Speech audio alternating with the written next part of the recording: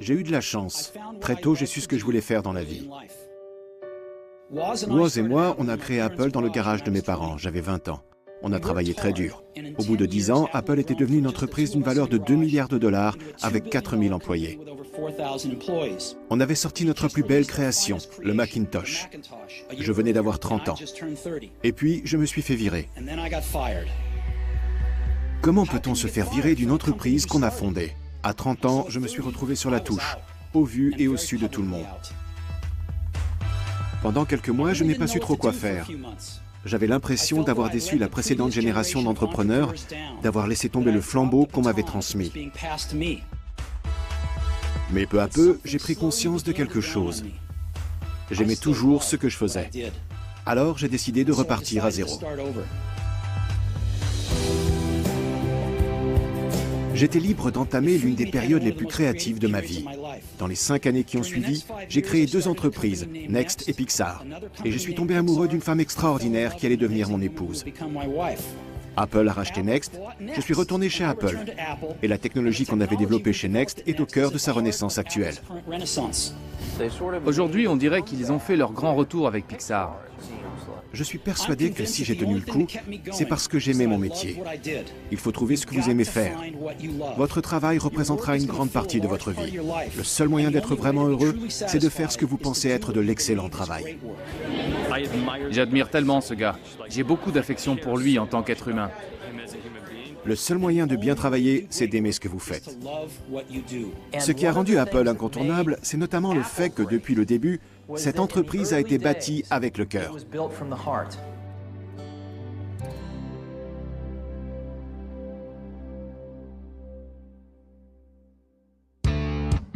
Quoi de plus logique que Stephen Paul Jobs voit le jour au centre de l'univers de la technologie le 24 février 1955.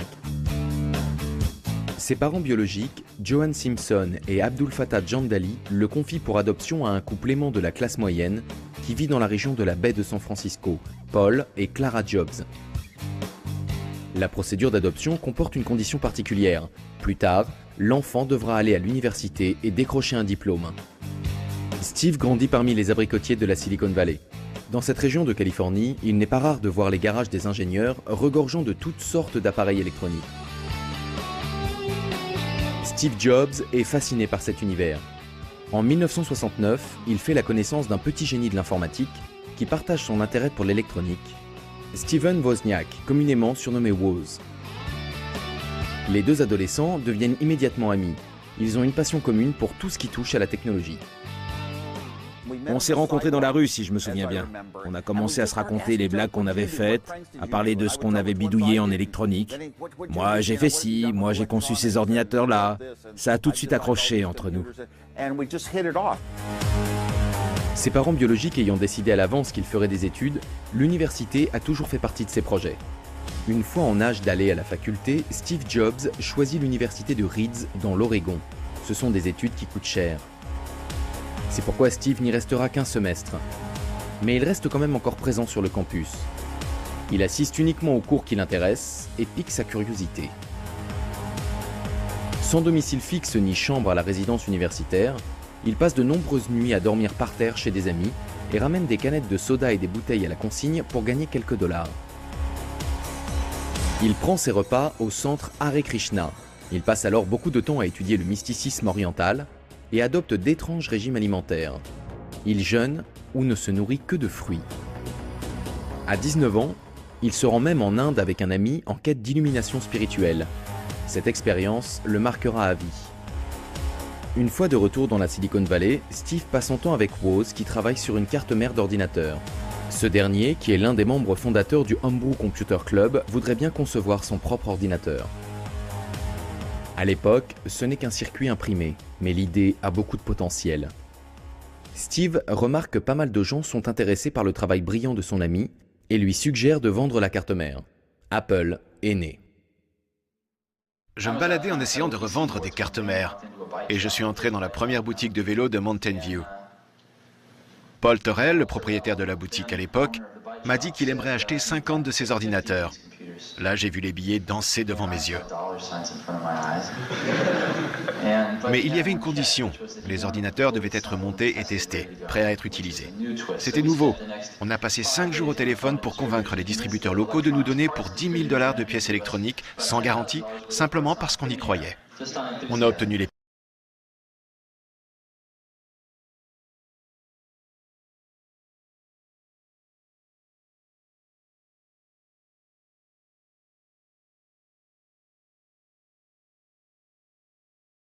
émotivité. Mais il avait des idées fantastiques. Et quand on a créé Apple, c'est lui qui soulevait des problématiques pertinentes. Pourquoi une entreprise n'est pas organisée comme ça? Pourquoi cette personne plutôt que celle-là ne fait pas ce travail-là? On ignorait totalement ce que les gens allaient faire de tout ça quand on a débuté. En fait, au début, c'était conçu principalement pour Woz et moi. On ne pouvait pas se payer un kit d'ordinateur. Alors on prenait des pièces sur les Hewlett-Packard et les Atari. On a travaillé sur un concept pendant 6 mois et on a décidé de fabriquer notre propre ordinateur. La première année, l'entreprise Apple ne se trouve pas dans les bureaux de la Silicon Valley, mais dans le petit garage poussiéreux de Steve, à Cupertino, en Californie. Là, ils assemblent des cartes mères à la va-vite et les amènent à des boutiques informatiques locales pour faire plus de ventes. Pendant ce temps, Woz travaille sur un nouvel ordinateur beaucoup plus sophistiqué, l'Apple II, qu'il termine en 1977. Les deux hommes savent que l'Apple II est une machine révolutionnaire, beaucoup plus avancée que tout ce qui est commercialisé à l'époque. Steve part immédiatement à la recherche de sociétés de capital risque pour investir dans le projet et développer le produit sur le marché. Finalement, un accord est conclu avec Mike Markkula, un ancien cadre chez Intel qui se montre très enthousiaste. Mike va investir pratiquement 250 000 $ dans leur entreprise. Steve et Woz espèrent ainsi qu'elle fera un jour partie des 500 firmes américaines les plus prospères. Mike leur prédit que cela se produira d'ici seulement 2 ans. L'avenir lui donnera raison. L'Apple II devient rapidement le symbole de la révolution de l'ordinateur personnel à travers le monde. Grâce à ses caractéristiques matérielles novatrices, dont ses graphismes en couleur et sa très large gamme de logiciels compatibles, il écrase la concurrence. On n'a encore qu'une vague idée de ce que ça peut donner. Je vais prendre un exemple. Qui parmi vous a déjà utilisé VisiCalc? Ça fait pas mal de monde.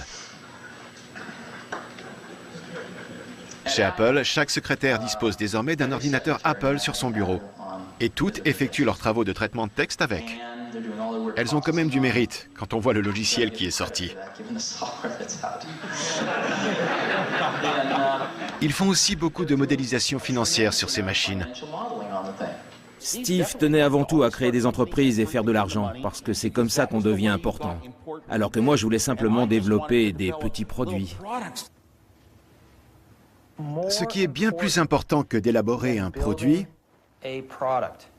c'est que nous sommes en train de structurer une entreprise. Et j'espère que l'ensemble de ce qu'elle représente sera plus incroyable que la somme des parties qui la constituent. En fait, le secret du succès de l'Apple II s'appelle VisiCalc. C'est le premier logiciel de tableur à être commercialisé. Des milliers de personnes ont acheté un Apple II rien que pour pouvoir l'utiliser. Par conséquent, l'entreprise se développe à un rythme démentiel. Et au bout de 2 ans seulement, elle est introduite en bourse. En étant en concurrence avec IBM, on s'est amélioré sans cesse au fil des mois. Mais il y a un problème. Leur entreprise est si importante et sa domination sur certains marchés est si grande que je pense qu'Apple est le seul obstacle qui les empêche d'avoir une mainmise totale sur cette industrie. Décembre 1980. À 25 ans, la situation nette de Steve Jobs vient de dépasser les 200 millions de dollars. Pourtant, le succès d'Apple est menacé. Le géant de l'industrie informatique IBM prévoit de se lancer sur le marché du PC au début des années 80. Apple se doit de riposter, sinon d'ici 2 ou 3 ans, ce sera la banqueroute. IBM a une ambition débordante. Pour contrôler totalement notre branche, ils ont décidé d'éliminer leur dernier obstacle, Apple. Big Blue va-t-elle dominer toute l'industrie informatique? L'ère de l'information dans sa globalité. Malheureusement, le tout dernier ordinateur d'Apple est un échec. L'entreprise décide de concentrer toute son énergie sur un projet dirigé par Steve Jobs, Lisa. C'est le nom de la fille de son ex-compagne. Cet ordinateur est très avant-gardiste. Il propose une interface utilisateur graphique plutôt qu'une interface en ligne de commande. Cette technologie, à l'instar de beaucoup d'autres qui vont révolutionner l'informatique, a été inventée par Xerox, mais Apple est la première entreprise à la commercialiser. Steve tenait absolument à contrôler la qualité du produit pour que ça reste quelque chose de sensationnel et pas seulement de bien. Steve Jobs est sans nul doute un esprit brillant. Néanmoins, il n'est pas homme à prendre des gants. Il exige le meilleur de tous les gens de son entourage, et ce trait de caractère n'est pas spécialement populaire. Vous savez qui sont les meilleurs managers? Ce sont d'excellents collaborateurs qui ne voulaient pas devenir managers, mais qui ont décidé qu'ils devaient s'y coller, parce que personne ne pouvait faire ce travail aussi bien qu'eux. Steve Jobs est rapidement évincé du projet Lisa à cause de son tempérament. En colère, profondément blessé, il prend sa revanche en entreprenant de diriger un petit projet du nom de Macintosh. Il s'agit d'un ordinateur à interface graphique qui coûterait moins cher et pourrait faire plonger les ventes de Lisa. Il est en développement depuis 1979. Il est présenté comme un ordinateur aussi facile à utiliser qu'un grille-pain. Dans l'industrie informatique, on se souviendra de Steve Jobs avant tout pour le Mac. Quand il est sorti au début des années 80, c'était véritablement une première. On n'avait encore jamais vu un truc pareil dans la branche. Steve Jobs recrute de jeunes et brillants ingénieurs dans son équipe Mac et les motive en faisant régner un esprit d'entrepreneuriat et de rébellion. Il les appelle des pirates, par opposition au reste de l'entreprise qui est surnommée la marine. Le projet Mac est controversé car il menace à la fois Lisa et l'Apple II. Et même si Steve Jobs se met à dos le reste de la firme, il devient rapidement crucial pour l'avenir d'Apple quand Lisa se révèle un nouvel échec commercial. Steve est soutenu à 100% dans sa mission par son ami John Sculley. Il l'a personnellement choisi en 1983 pour devenir directeur général d'Apple et l'aider à diriger l'entreprise. Il l'a ainsi formé pour qu'il devienne un cadre supérieur. John et Steve procèdent au lancement en grande pompe du Macintosh. Steve n'a jamais cru aux études consommateurs. Tout était préparé au sein de la division Macintosh. Il y avait une centaine de personnes. Il ne voulait pas en avoir davantage pour pouvoir se rappeler leur nom. Il fallait que quelqu'un parte avant qu'un nouveau arrive. La moyenne d'âge était de 22 ans et Steve en avait 27 à l'époque.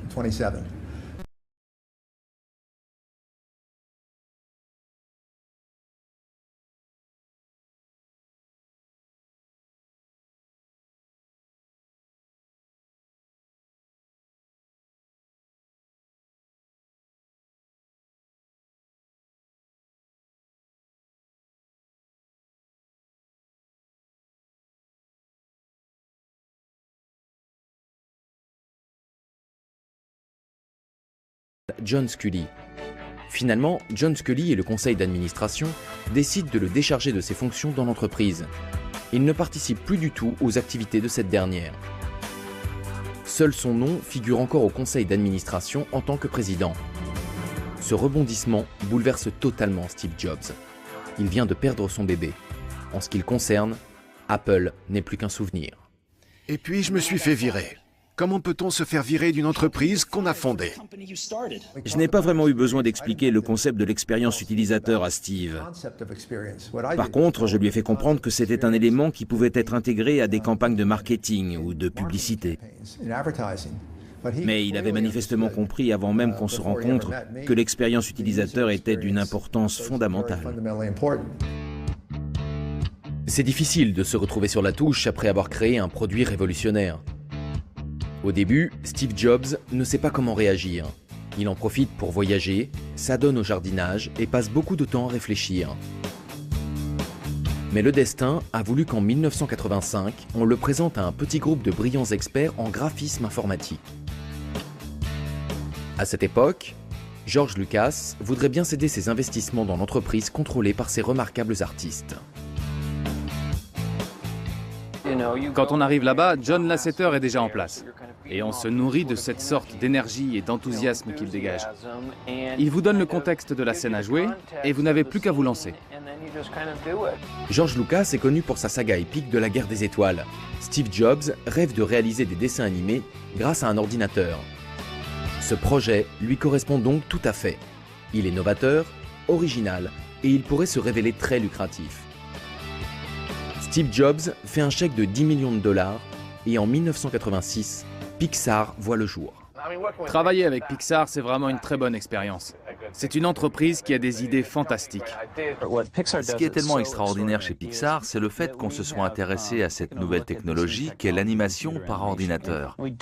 Et que ça ne constitue pas à nos yeux un moyen de remplacer la créativité ou l'art véritable du cinéma. On considère plutôt ça comme de nouveaux crayons luxueux et très sophistiqués. Voilà ce que c'est pour nous. Des créatifs utilisent ces ordinateurs comme un artiste se servirait d'une feuille et d'un crayon chez Disney. Dans notre activité, on se concentre toujours sur ce qui est le plus important, c'est-à-dire l'histoire et les personnages. Je pense que si Toy Story est un tel succès, ce n'est pas parce que c'est un film d'animation réalisé par ordinateur, mais parce qu'il y a des personnages comme Buzz l'éclair et Woody, ainsi qu'une histoire qui a vraiment passionné le public. L'investissement dans Pixar était peut-être considérable, mais la passion de Steve Jobs est toujours de créer des ordinateurs d'exception. En septembre 1985, il annonce aux dirigeants d'Apple qu'il va prendre la tête d'une nouvelle société. J'ai eu une conversation absolument charmante avec des enfants de 4 à 5 ans. Ils en savent sûrement autant que moi sur les ordinateurs. Peut-être même plus. Ils savent très bien s'en servir. Ils sont totalement à l'aise avec tout ça. Ils m'ont battu pratiquement à tous les jeux. Ça a vraiment été une expérience sensationnelle. On aborde toujours toutes ces technologies nouvelles sur un plan verbal ou intellectuel. Mais là, j'ai eu la chance de voir concrètement une vingtaine d'élèves dialoguer de façon individuelle avec un ordinateur. Et j'ai repensé à mes années d'école, où rien de tout ça n'existait et où on passait notre temps à faire des bêtises. Pour la société Next, l'objectif est de créer un ordinateur sophistiqué pour des recherches scientifiques et d'enseignement supérieur. Steve Jobs ne va pas quitter Apple les mains vides. Quelques-uns des meilleurs ingénieurs et commerciaux de l'équipe Mac vont le suivre. La société Apple proteste et menace de le poursuivre en justice. C'est là que Steve quitte l'entreprise pour de bon. Écœuré, il revend pratiquement toutes ses actions. Là, ça passe ou ça casse. Tout va dépendre de notre capacité à fournir des produits destinés à l'éducation supérieure ainsi qu'aux services qui s'y rapportent et que personne d'autre ne peut offrir. Je pense qu'on devrait se consacrer totalement à ce projet. Néanmoins, la société Next connaît de nombreux problèmes. Ses produits sont beaucoup trop chers et sophistiqués pour le marché. Très vite, la plupart des employés et des membres du conseil d'administration perdent espoir et partent les uns après les autres. En 1993, Next doit mettre fin à son activité de matériel informatique pour se concentrer uniquement sur la promotion de sa technologie logicielle avancée. Loin de surpasser Apple, Next Software est devenu une activité de niche en développement de logiciels. Tout cela laisse Steve Jobs totalement anéanti. Et comme si ça ne suffisait pas, il semble que son investissement dans la société Pixar ait été inutile. Depuis ses débuts, la petite entreprise a tenté de vendre des postes de travail à interface graphique haut de gamme en vain. Steve Jobs a dû fermer la division matériel informatique de Pixar en 1990 et a décidé de se concentrer sur le développement d'un langage 3D avancé appelé RenderMan. Quand la société a commencé à être à court d'argent, Steve Jobs a voulu licencier ceux qui faisaient les courts-métrages. C'est seulement quand ils ont été nominés aux Oscars qu'il s'est dit que Pixar devrait peut-être continuer à faire du cinéma. Steve Jobs conserve le département animation dirigé par John Lasseter à cause de sa charge de travail sur les spots publicitaires, qui se trouve être l'une des seules sources de revenus de l'entreprise. Dans sa vie professionnelle, il a touché le fond. Dépressif, il passe le plus gros de son temps chez lui, avec son jeune fils Reed et sa femme, Lauryn, qu'il a épousée en 1991.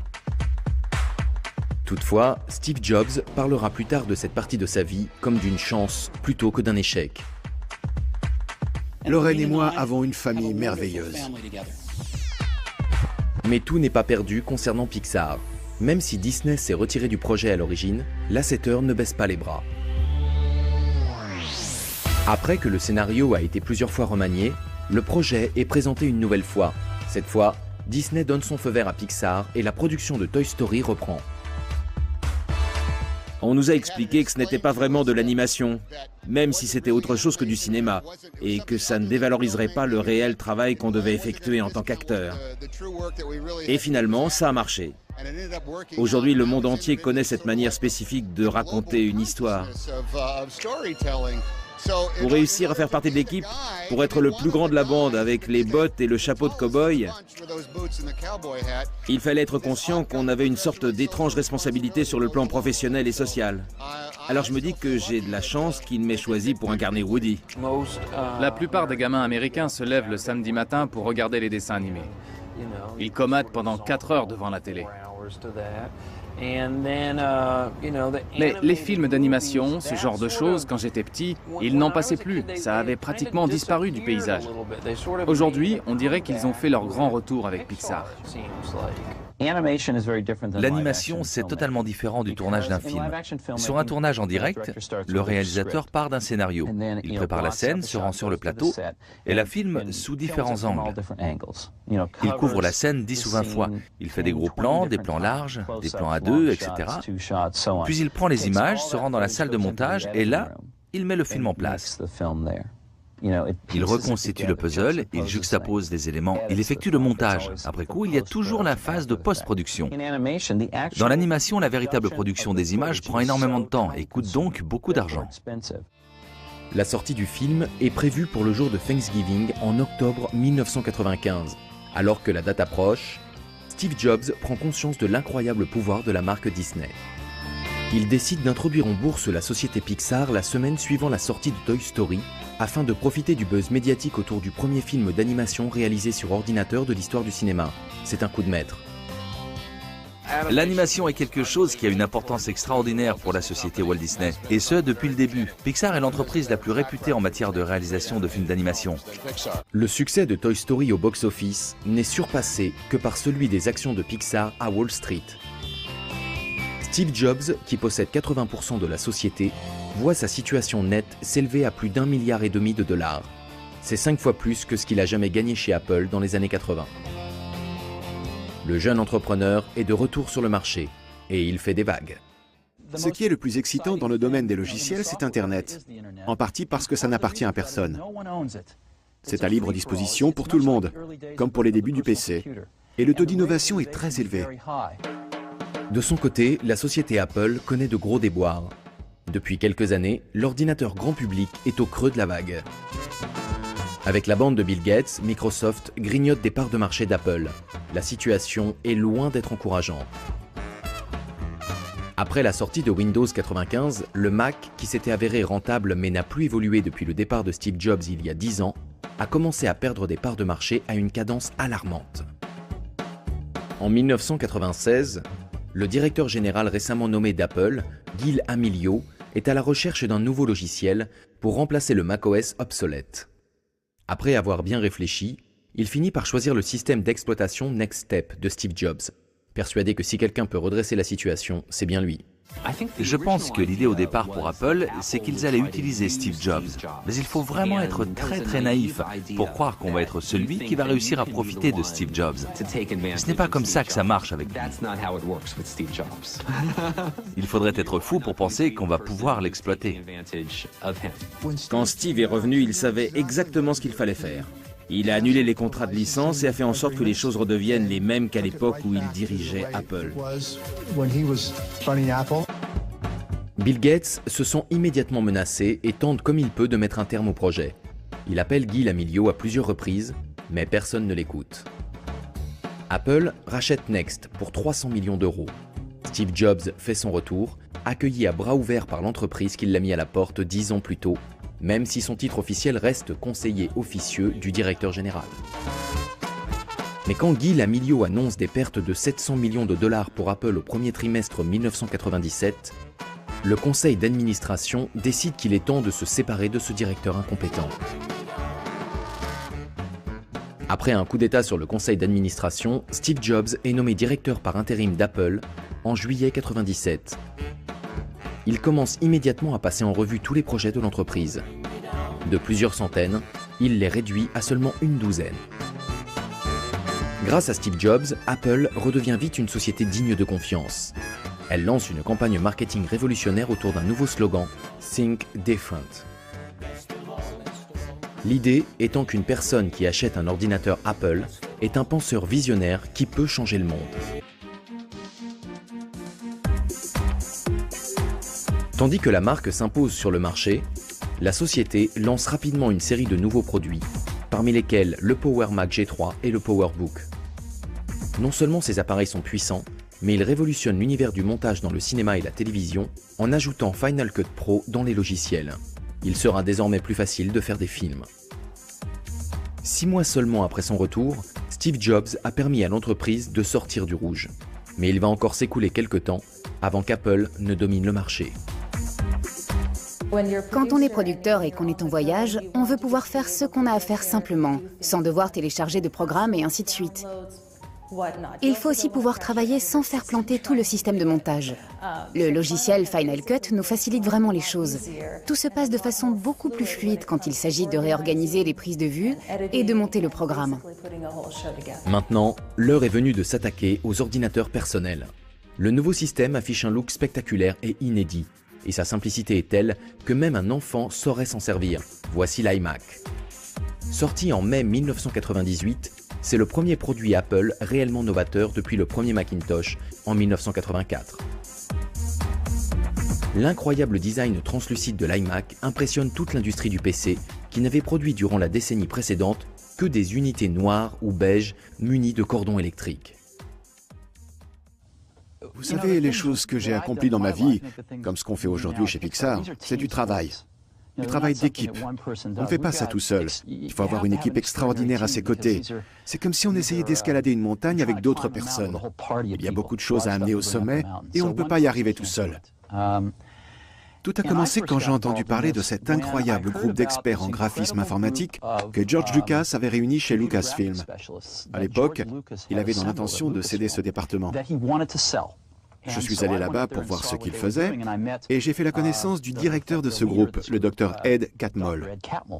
Ed m'a parlé de son rêve, qui était de réaliser un jour le premier film d'animation sur ordinateur. Il m'a montré sur quoi travaillait son équipe. Je suis resté sidéré. J'avais beaucoup travaillé sur les graphismes informatiques avec le Macintosh et l'imprimante laser LaserWriter, mais là, ça allait bien au-delà de tout ce que je connaissais. On peut choisir parmi plusieurs couleurs vives, et en plus, on peut désormais tout faire avec un seul ordinateur. L'iMac se vend comme des petits pains. Apple continue d'innover dans le design en 1998 et 1999 avec l'iMac en couleur et l'ordinateur portable iBook.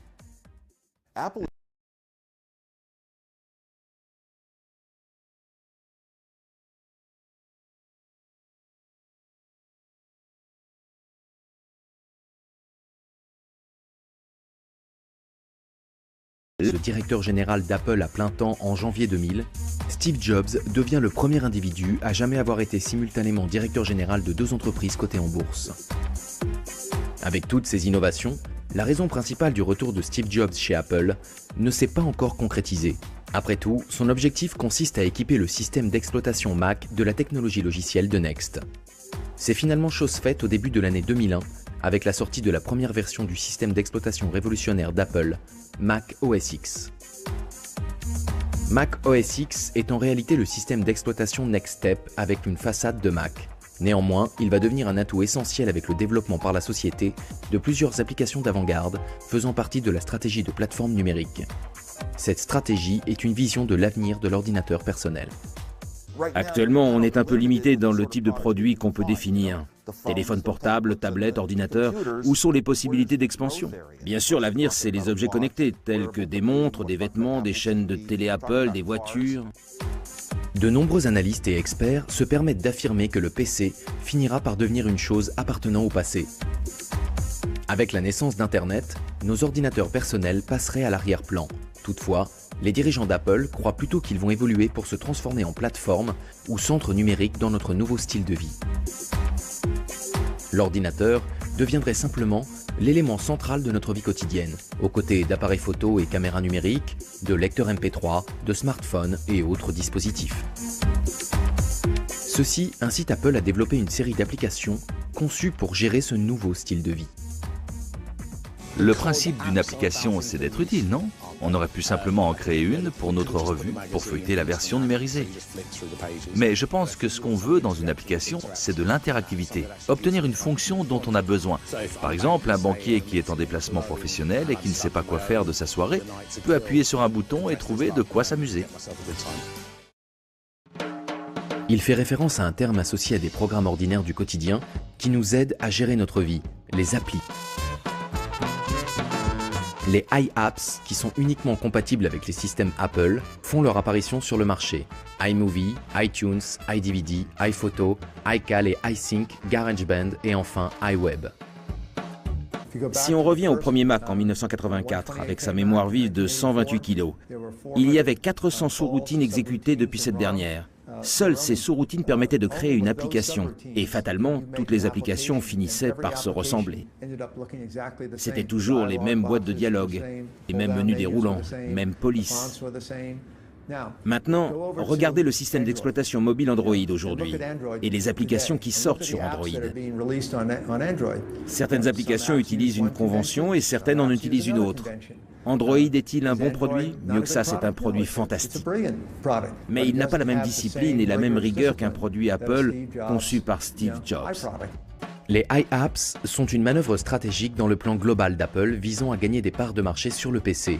En effet, il n'existe pas de solution équivalente sur la plateforme Windows. Ça marche, tout simplement. On allume l'ordinateur et voilà, ça marche. Contrairement au PC où il faut télécharger des antivirus, des applications, des mises à jour, chaque fois qu'on le met en route. Le Macintosh, on l'allume et tout est prêt. Il n'y a plus qu'à travailler. N'importe qui peut s'en servir à n'importe quel âge. Il suffit de le mettre en route et en quelques minutes, on peut être productif.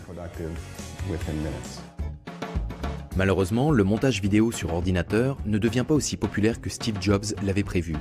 Il tourne alors son attention vers la musique numérique. Ce projet très en vogue a été lancé par Napster et Apple tient avant tout à se mettre à la page. À sa sortie, l'iPod écrase la concurrence. Il est simple d'aspect, il a un look unique et surtout, il est tout fin et très facile à utiliser. Dès le départ, il est numéro 1 des ventes. Pour la première fois, ce n'est pas pour l'informatique personnelle que les gens achètent un Mac, mais pour avoir le minuscule lecteur MP3 qui rentre dans la poche. Apple profite de ce succès d'abord en rendant compatible le lecteur Windows, puis en persuadant les maisons de disques de vendre leurs chansons sur iTunes. Quand arrive l'année 2006, iTunes et l'iPod sont devenus les leaders incontestés de la nouvelle ère de la musique numérique. Cette même année, une étape importante est franchie quand les revenus d'Apple provenant de la vente d'iPod atteignent le niveau de ceux provenant de la vente d'ordinateurs. Pour la première fois dans l'histoire, l'entreprise créée dans la petite ville de Cupertino en Californie a quitté ses marchés de niche pour devenir un acteur aussi influent dans l'électronique grand public que Microsoft dans le domaine du PC avec une part de marché de 75%. L'année 2006 sera cruciale pour Apple à 3 points de vue. Premièrement, il y a le succès du Mac. Les ventes décollent enfin et après plusieurs années de lutte pour regagner des parts de marché, le taux de croissance du Mac dépasse celui du PC. Plusieurs facteurs expliquent ce changement historique. Pour commencer, évidemment, le succès de l'iPod et les répercussions positives sur la marque Apple. Puis, il y a eu le passage au processeur Intel qui a rendu les Macs plus rapides et moins chers. De plus, pour ceux qui regrettent leur PC avec Windows, pas de problème. Désormais, le Mac peut aussi tourner sous ce système d'exploitation. En regardant la vue d'ensemble, ça aurait été dommage de perdre la guerre, parce qu'on a remporté quelques belles batailles. J'ai l'impression que moi et quelques autres sommes trop concentrés sur les petites batailles. On perd la guerre de vue, et la guerre, c'est la survie. Ça consiste à ne pas se retrouver à court d'argent tant que le produit n'est pas sur le marché. Le progrès le plus important voit le jour en janvier 2007. Le téléphone portable a beaucoup évolué ces dernières années. D'un pavé de la taille d'une brique, on est passé à de tout petits portables à clapet qui tiennent dans un sac à main ou un porte-documents. Quand Steve Jobs présente l'iPhone lors du salon Macworld, c'est incontestablement le dernier cri des produits Apple. Ce n'est pas un simple téléphone portable. La partie matérielle de l'iPhone tourne sous le système d'exploitation complet d'Apple OS X. En outre, sa technologie multitouch et ses fonctions de navigation sur Internet et de lecteur MP3 associées à une interface très simple d'utilisation en font un smartphone qui a des années-lumière d'avance sur la concurrence. Son arrivée sur le marché bouleverse totalement l'industrie du téléphone. Et ce, jusqu'à l'accord exclusif passé par Apple avec le fournisseur AT&T pour des souscriptions d'abonnement. 3 ans après son lancement, l'iPhone sera entré dans l'histoire comme le tout premier appareil de convergence numérique. C'est comme si on avait à la fois un ordinateur, un iPod et un portable dans sa poche. C'est encore une preuve flagrante qu'Apple délaisse ses activités liées à l'informatique personnelle. Steve Jobs annonce le changement définitif du nom de l'entreprise, Apple Computer Inc., qui va devenir Apple Inc. Ce qui est bien plus important que d'élaborer un produit, c'est que nous sommes en train de structurer une entreprise. Et j'espère que l'ensemble de ce qu'elle représente sera plus incroyable que la somme des parties qui la constituent. L'effort cumulé de plusieurs milliers de décisions que nous allons tous prendre ces 2 prochaines années va définir l'esprit de notre entreprise. Ce qui a rendu Apple incontournable, c'est notamment le fait que depuis le début, cette entreprise a été bâtie avec le cœur. L'iPhone ne se contente pas de battre des records et de lancer un portable ultra populaire sur le marché. Son interface et sa partie matérielle sont une aide pour les personnes handicapées qui peuvent désormais communiquer plus facilement. Mais le succès ne va pas sans quelques drames. Le scandale, dit des stock options antidatés, éclate dans la Silicon Valley quand la pratique est révélée dans un article du Wall Street Journal en 2006.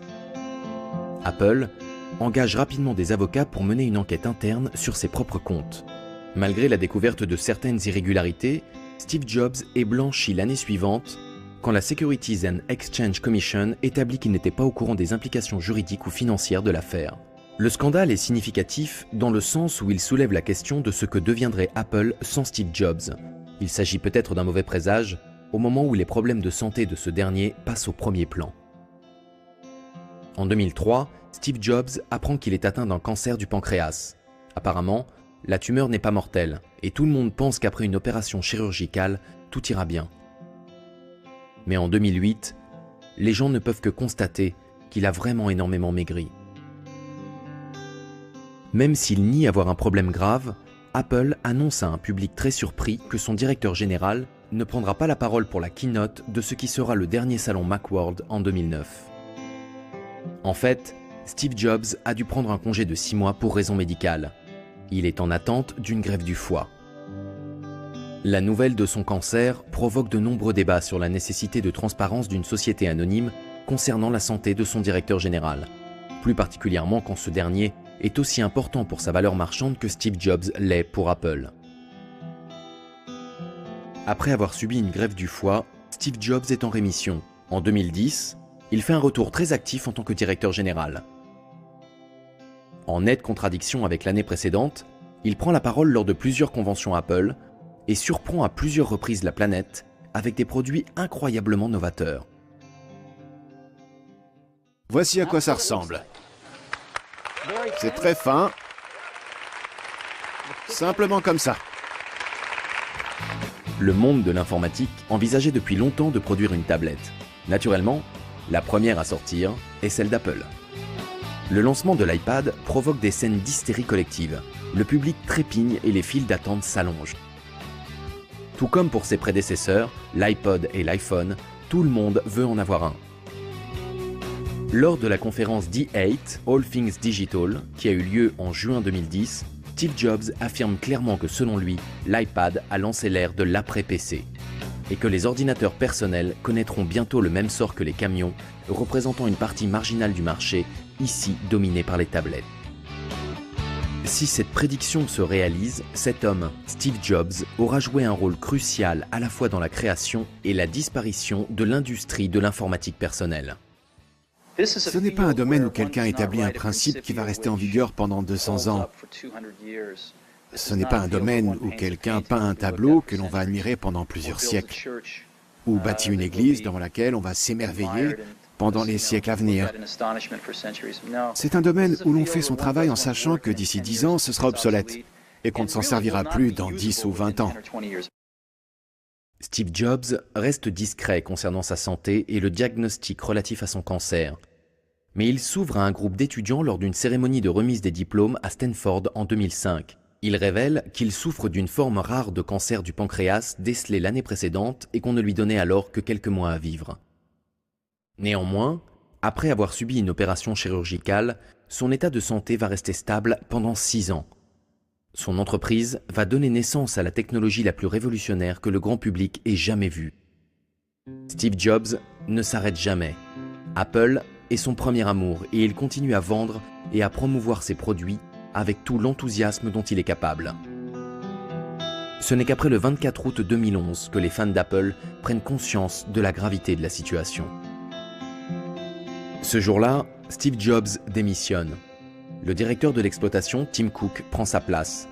Le monde entier sait désormais que Steve Jobs n'a plus longtemps à vivre. Un jour, il avait déclaré qu'il continuerait de travailler jusqu'à ce que sa condition physique ne le lui permette plus. C'est un bourreau de travail notoire et il en est fier. Il a même adopté un régime végétarien parce qu'il pense que la digestion lui demande ainsi moins d'énergie. Énergie qu'il peut donc consacrer à travailler sur sa dernière invention. Un jour, j'étais en visite dans une école primaire, et cette fois-là, je me suis retrouvé dans une classe d'élèves de CE2 et de CM1.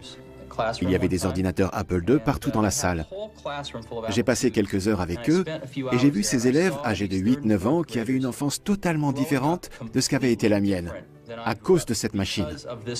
Apple tente de détourner l'attention de l'état de santé très alarmant de Steve Jobs. Ses admirateurs sont impatients de voir quels seront les prochains projets de la société sous la présidence de Tim Cook. Malheureusement, le lendemain de la présentation de l'iPhone 4S, le 5e modèle de la gamme emblématique, 6 semaines seulement après sa démission, Steve Jobs décède chez lui à Palo Alto le 5 octobre 2011. Et maintenant, notre information du jour, Steve Jobs, l'homme qui nous a apporté l'iPod et l'iPhone, est décédé à l'âge de 56 ans. Il était malade depuis plusieurs années et avait été soigné pour un cancer du pancréas. Il était bien sûr le cofondateur du géant de la technologie Apple, mais avait démissionné de son poste de directeur général en août dernier pour raison de santé. Pour le nouveau directeur de la société Tim Cook, Apple a perdu un génie visionnaire et créatif.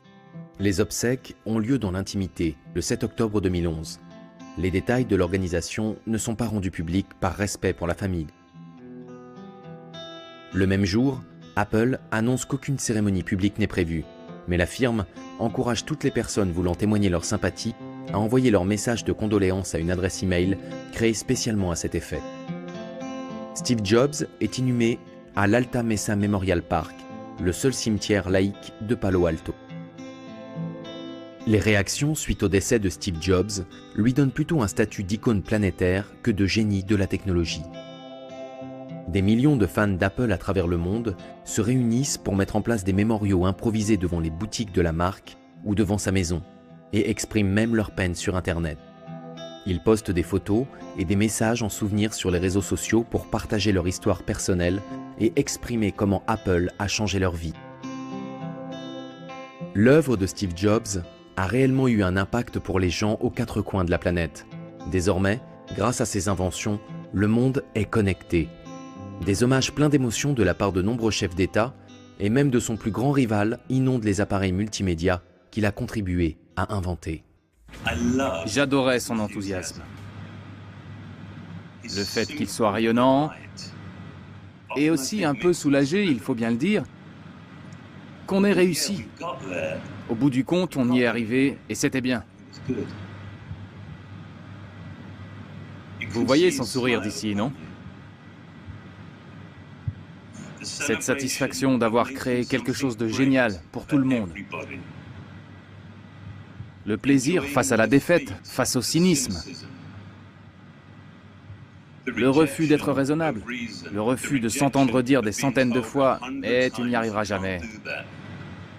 C'était un génie de la technologie et du marketing. On pourrait le voir comme un Edison des temps modernes. Je pense que dans 100 ans ou peut-être 200 ans, les gens se souviendront encore de lui et que le genre d'appareil mobile que ce gars a inventé sera encore un important sujet de conversation. C'était mon ami le plus proche et le plus loyal.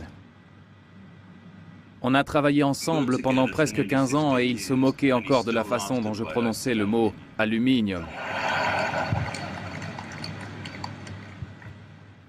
Je suis allé le voir quand il était malade, j'ai passé du temps avec lui.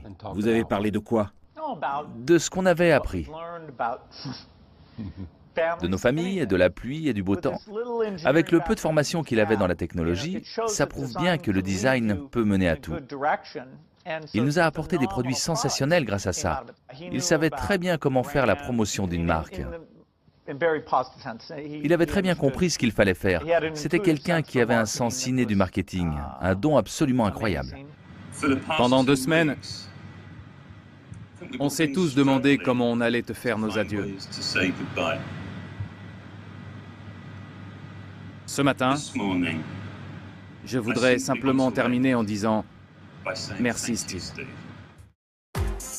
Très peu de temps après le décès de Steve Jobs, un projet de biopic sur le fondateur d'Apple est mis en route. Intitulé Jobs, le film est basé sur la carrière de l'homme d'affaires américain et couvre les années comprises entre 1971 et 2011.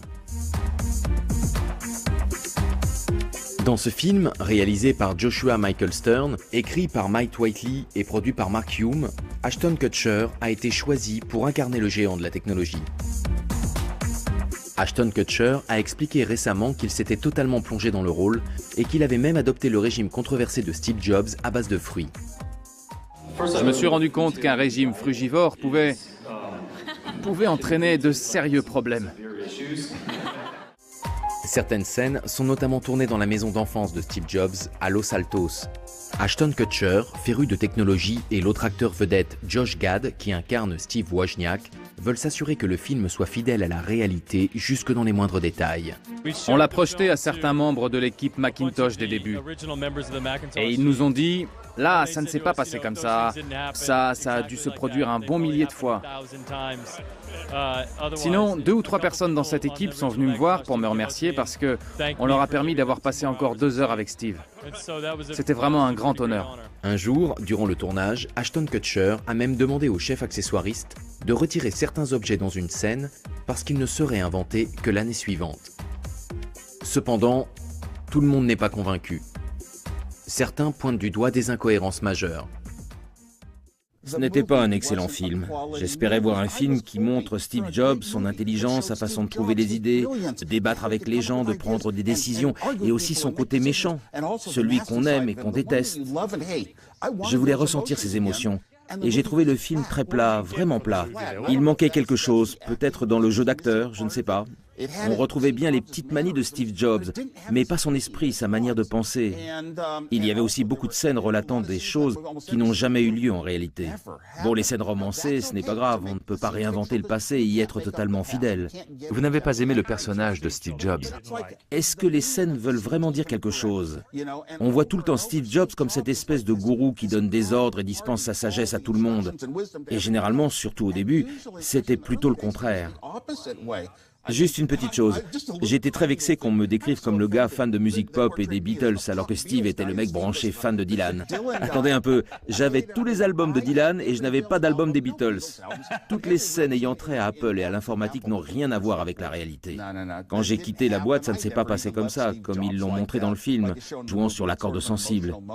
Il ne m'a pas touché, il y a juste 3 petites blagues qui m'ont fait rire. Il semblerait qu'un nouveau film officiel sur Steve Jobs soit en chantier. Il serait chapeauté par Aaron Sorkin, créateur de la série The Newsroom et basé sur la biographie officielle de Walter Isaacson. Cette biographie nous a permis de mieux connaître cet homme qui a inventé le système informatique le plus simple à utiliser au monde. Peu après la sortie de cet ouvrage, le monde entier a eu un aperçu de ce qu'était la vie intime et les passions de Steve Jobs, parmi lesquelles son yacht de luxe. Walter Isaacson révèle que Steve Jobs aurait commencé à travailler sur le design de ce bateau après avoir vécu les plus belles vacances de sa vie lors d'une croisière privée. Conscient qu'il ne serait sûrement pas là pour assister à sa mise à l'eau, il a continué à se consacrer à sa conception jusqu'en 2010. Il m'a montré le bateau sur lequel il travaillait et m'a dit à quel point il était impatient de monter dessus, même si on savait tous les deux qu'il y avait de grandes chances que cela n'arrive jamais. Il n'a pas abandonné la construction pour autant. Non, bien sûr, sachant en plus que penser à la mort qui approche n'a jamais favorisé l'élan créatif. Steve Jobs a affirmé qu'il s'était beaucoup amusé pendant la conception du yacht. Il a déclaré « Je sais que je vais peut-être mourir et laisser à l'orine un bateau à moitié fini. Mais il faut que je continue, sinon ce serait comme admettre ma propre mort. » Après son décès, le célèbre designer français Philippe Starck révèle qu'il travaillait sur le projet avec lui et sa femme Laurine depuis 2005 et qu'il rendait visite au couple une fois par mois pour étudier les différents plans. Il se contente de préciser, sans autre détail, que le projet, que les médias pensaient à tort être un produit Apple, serait assez révolutionnaire.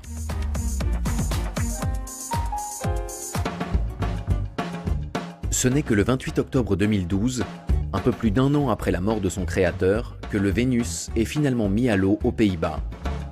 Le design minimaliste du yacht de presque 80 mètres de long et la rangée de 7 iMac alignés sur la passerelle laissent peu de doute sur l'identité de son concepteur principal.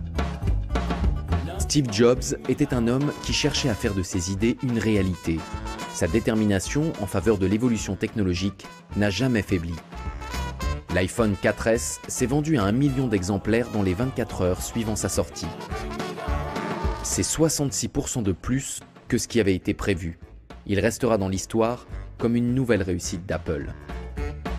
Même sans Steve Jobs, la société Apple a précisé qu'ils avaient bien l'intention de continuer dans la voie que leur fondateur avait tracée. Celle de systèmes d'exploitation révolutionnaires, simples d'utilisation et au design accrocheur, avec en plus des accessoires qui rendent la communication plus facile et plus agréable. En 2013, la sortie du nouvel iPhone 5S prouve que Tim Cook poursuit sur la lancée de son ancien directeur général. Tout cela n'a pas été sans mal. Les ventes ont connu une légère baisse au moment où les smartphones des autres marques sont arrivés sur le marché. Sans oublier la lutte permanente avec Samsung, l'ennemi numéro 1 d'Apple dans la bataille pour le meilleur smartphone au monde. Cependant, cette société technologique qui tient son nom d'un fruit très apprécié est bien partie pour rester ce qu'elle a toujours été, novatrice et d'avant-garde. Le meilleur moyen que j'ai trouvé pour apporter du changement chez Apple, c'est de montrer l'exemple. C'est sûrement pour ça que j'ai passé 2 ans et demi de ma vie à travailler sur le Macintosh. Pour essayer de montrer la voie et de dire, il y a une meilleure façon de faire. Et il se trouve que ça a marché. Chez Apple, après l'expérience du Macintosh, on s'est rendu compte qu'on pouvait prendre beaucoup de ces concepts et les mettre en application en les améliorant. Aujourd'hui, chaque nouvelle usine a comme modèle l'usine Macintosh. Chaque équipe qui met en place de nouveaux produits s'inspire de l'équipe Macintosh. Je pense qu'on se souviendra de lui pour les types de produits qu'il a fait connaître dans le monde et la qualité des produits qui ont été fabriqués par Apple et ses autres sociétés. Et également pour le fait que c'était un remarquable chef d'entreprise qui a bâti une énorme société en persévérant, en gardant la tête sur les épaules et en restant intègre. Au début, quand j'ai connu Bill et qu'on a travaillé ensemble, on était toujours les 2 gars les plus jeunes de l'équipe. Qu'on nous prenne séparément ou ensemble, j'ai 6 mois de plus que lui, mais on a à peu près le même âge. Maintenant qu'on a tous les 2 notre entreprise respective, je ne sais pas pour toi, mais moi, je suis presque toujours le plus vieux. La plupart des choses dans la vie m'évoquent une chanson de Bob Dylan ou des Beatles. Dans une chanson des Beatles, il y a cette phrase « Toi et moi, on a des souvenirs plus longs que la route qui s'étend devant nous. » Et c'est manifestement le cas en ce qui nous concerne. Steve Jobs a changé le paysage de la technologie et de la communication tel qu'on le connaissait. Partout où l'on regarde, ces innovations sont présentes dans notre vie quotidienne. S'il fallait garder à l'esprit une seule chose de lui, ce seraient les derniers mots de son discours devant les étudiants de Stanford en 2005. Soyez insatiables, soyez fous. C'est ce que j'ai toujours voulu pour moi-même. Aujourd'hui, alors que vous allez recevoir vos diplômes et qu'une nouvelle vie commence pour vous, c'est ce que je vous souhaite. Soyez insatiables, soyez fous. Merci beaucoup.